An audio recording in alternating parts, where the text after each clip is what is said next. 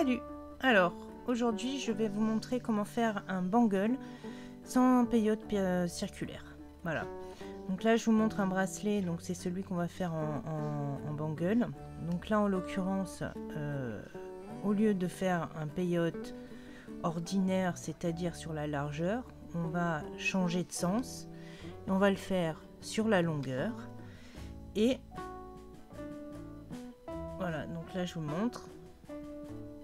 La longueur, c'est le nombre de lignes, de colonnes qu'on va faire. Et là, on tisse dans la largeur et le bangle, on va le tisser dans la longueur. En fait, le but, c'est de faire un peyote circulaire sans le circulaire. C'est-à-dire qu'on va tourner dans la longueur. Et comme il faut absolument que tous les peyotes circulaires soient pairs pour que le dessin puisse... pour qu'on puisse tourner, en fait, faire le bangle. Donc du coup, on va se retrouver forcément sur un tissage pair, ce qui va nous permettre en fait d'avoir des lignes qui, elles, seront impaires. Donc c'est-à-dire le nombre de fois qu'on va faire notre colonne en fait. Et du coup, c'est quand même beaucoup plus simple. Donc là, je vous montre aussi un peyote pareil, le même. La seule différence, c'est qu'au bout, j'ai mis des fermoirs tout simples. Voilà. Donc soit on met des fermoirs, ou soit on fait une fermeture bangle que je vais vous montrer juste après. Et je trouve que dans cette technique, ça permet effectivement d'avoir... parce qu'il y a des personnes qui n'aiment pas faire les circulaires parce que ça tourne, qui n'aiment pas le peyote impair. Donc je trouve que c'était une bonne alternative. Alors, ici, je vous montre la fermeture. Donc là, l'avantage de mon tissage, il est rigide. Alors ça va être un petit peu... pas difficile, mais on va avoir un peu de résistance quand on va faire notre fermeture. Mais c'est pas grave parce qu'après, quand on l'aura bien fermé, on aura un joli bangle et ça se verra plus du tout, quoi. On aura tout cousu. Donc, alors, ici, il faut absolument commencer par la première perle. Alors là, on va faire la couture. Se fait sur un tissage brick stitch. Donc, si vous ne savez pas, je vous mettrai un lien en haut à droite. Et en fait, on passe toujours sous le fil d'un côté et pour passer en face dans une perle, ce qui va nous permettre en fait de positionner notre perle entre deux perles en face. Et c'est la méthode du brick stitch tout simplement. Donc là, je vous montre, je suis passée d'abord sous le fil, je vais en face de mon motif. Bon là, en l'occurrence, j'ai la chance que mon motif il coïncide. Donc je suis passée dans la perle, je passe dans la perle d'à côté. Voilà. Et en face, je vais repasser sous le fil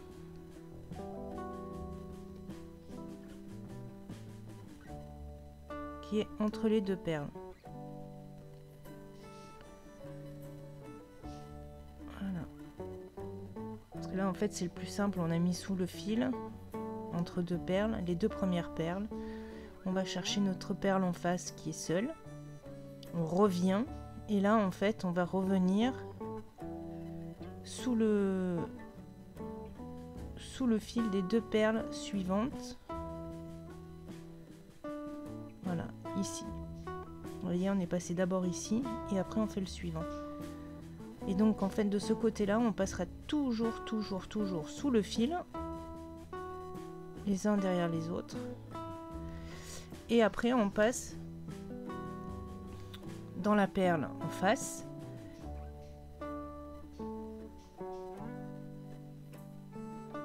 Voilà, on passe dedans.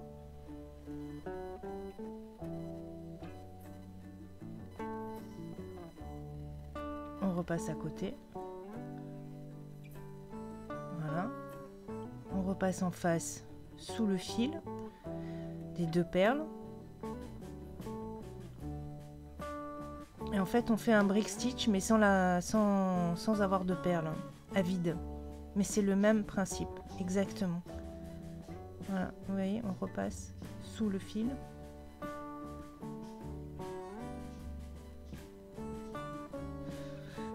Et on revient dans la perle d'à côté. Et vous faites ainsi de suite tout le long de votre fermeture. Là, je vous montre encore. Après, vous verrez que si vous suivez votre motif, c'est instinctif. Vous ne pouvez pas faire autrement, en fait.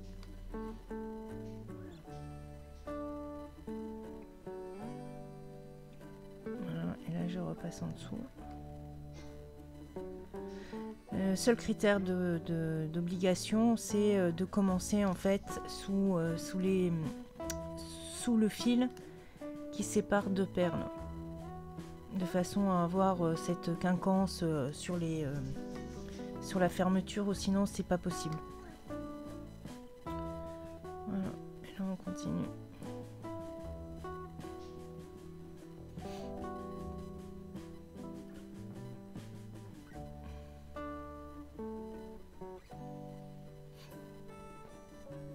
Et là on fait tout le... Toujours bien vérifier qu'on soit bien en face. Et vous voyez, après ça se fait naturellement. Hop, on passe. Votre aiguille, elle passe tout droit et elle va naturellement en face. Et en face, c'est forcément entre deux perles, puisque le quinconce, ça se passe comme ça, quoi. Donc il n'y a pas de... Vous pouvez pas vous tromper en fait. C'est juste le début qui est un petit peu... pas difficile, mais qu'il faut vraiment se mettre au bon endroit pour pas se tromper. Et là, en fait, vous continuez tout le long. Donc là, je vous le montre plusieurs fois pour que vous voyez vraiment la technique.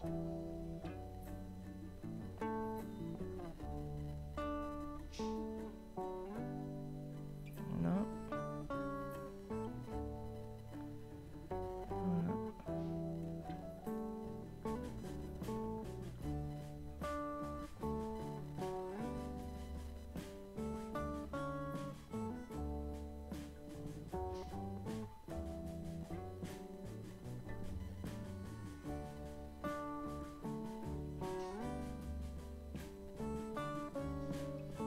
Vous voyez, ça se voit pas beaucoup, mais après on va repasser et ça se verra encore moins, et après ça passera carrément inaperçu. Et voilà.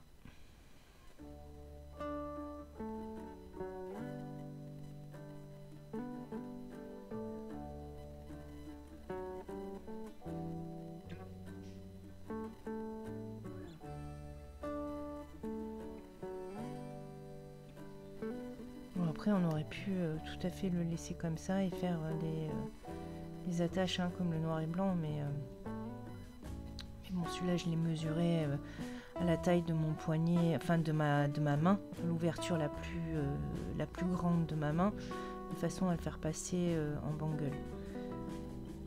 Mais avec cette technique, je trouve que tout est possible en fait. On peut faire, pour celles qui n'aiment pas faire les peyotes circulaires, pour ceux qui n'aiment pas faire le peyote impair. Puis en plus, ça va, mon avis perso, ça va beaucoup plus vite à tisser quand on fait dans la longueur. Alors certes, on a une liste de perles pour chaque rang qui est plus grande forcément. Mais je trouve que ça va plus vite, surtout quand on fait une seule couleur. Et puis en même temps, ça vous permet d'avoir des dessins qui sont géométriques, sans avoir forcément à faire un peyote impair que il n'y a pas tout le monde qui aime faire. Et puis c'est vrai que quand on fait un peyote impair, même si on aime les faire, ça prend plus de temps, je trouve. Alors que là, c'est plus simple. Après, c'est vrai qu'on va prendre un peu plus de temps pour faire notre fermeture, mais je trouvais que c'était une petite alternative qui était bien sympa, quoi. Voilà. Et si toutefois vous êtes intéressé par le motif que je vous présente là, il est disponible dans ma boutique sur différentes tailles, parce que j'ai pensé à ceux qui avaient des petits poignets ou des petites mains. à ce que chacune d'entre vous puisse trouver son bonheur. Voilà, donc le lien sera en bas dans la barre d'infos, il n'y a pas de souci. Là, je vous laisse en train de regarder encore. Je crois que j'avais pas coupé ni rien, de manière à ce que vous voyez bien la technique.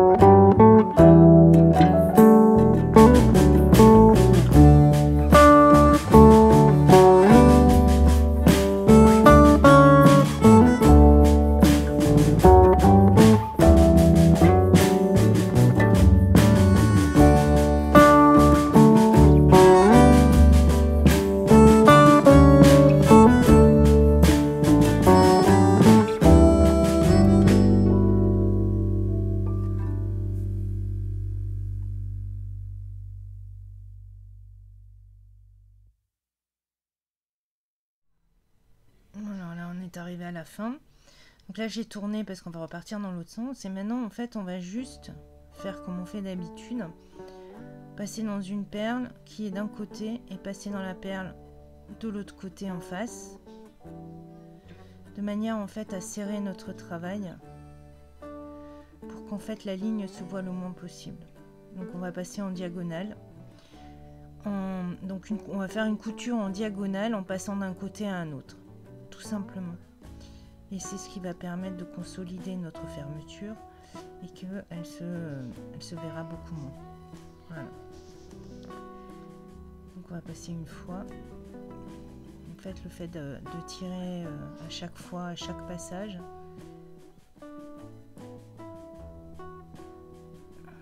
va permettre en fait l'assemblage des deux côtés.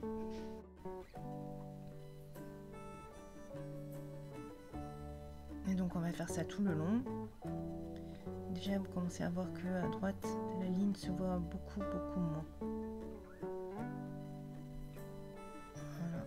Et donc vous allez continuer comme ça tout le long. Et si vous avez besoin de repasser encore une deuxième fois, allez-y. Je veux dire bon, déjà ça va consolider la fermeture parce qu'il ne faut pas oublier qu'après en le mettant, ça va être plus ça va être à chaque fois on va un peu venir desserrer tout ça. Donc là ça va permettre de consolider un max l'ouverture, même si pour le coup l'ouverture elle est sur la hauteur de votre tissage et pas sur un simple côté quoi.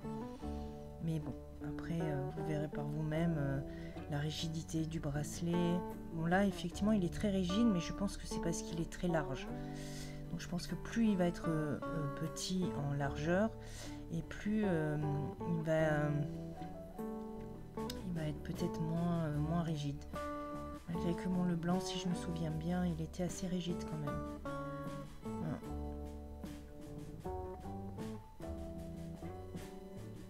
Je vous laisse avec la fin de la vidéo, on se retrouve après.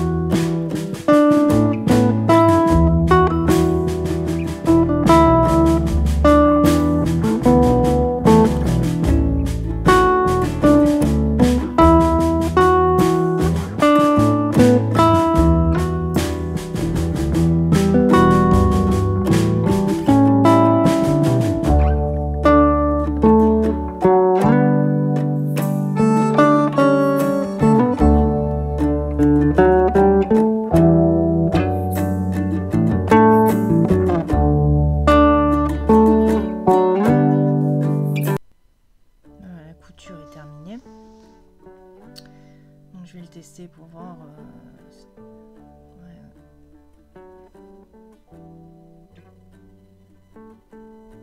Ouais, comme quoi, hein, j'ai une main plus large que l'autre. Voilà.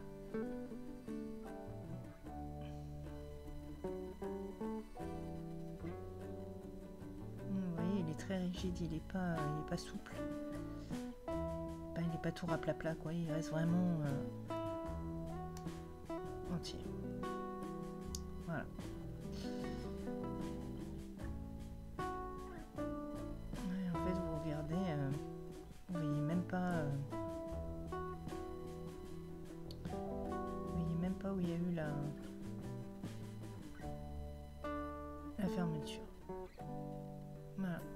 En tout cas, maintenant, on va faire comme d'habitude, hein, faire en sorte que notre fil se tortille à l'intérieur des perles en faisant des zigzags pour pouvoir couper notre fil, malgré que bon là en l'occurrence il est passé, repassé dans toutes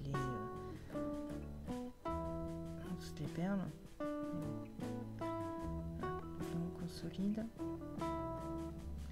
Et des fois je le montre pas forcément, mais c'est toujours la même technique, donc du coup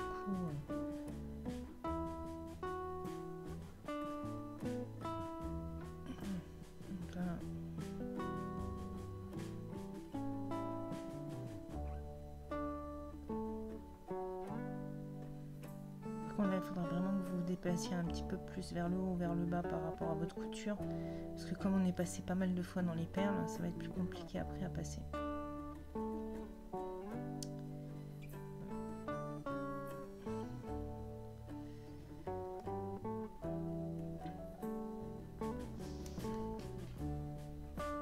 En tout cas, j'espère que ce tuto vous aura plu et que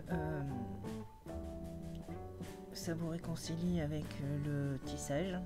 Pour celles qui auraient abandonné parce que il faut faire un tissage circulaire ou faire un tissage impair, etc. Et ben moi je vous dis à la prochaine et portez-vous bien. Allez, salut!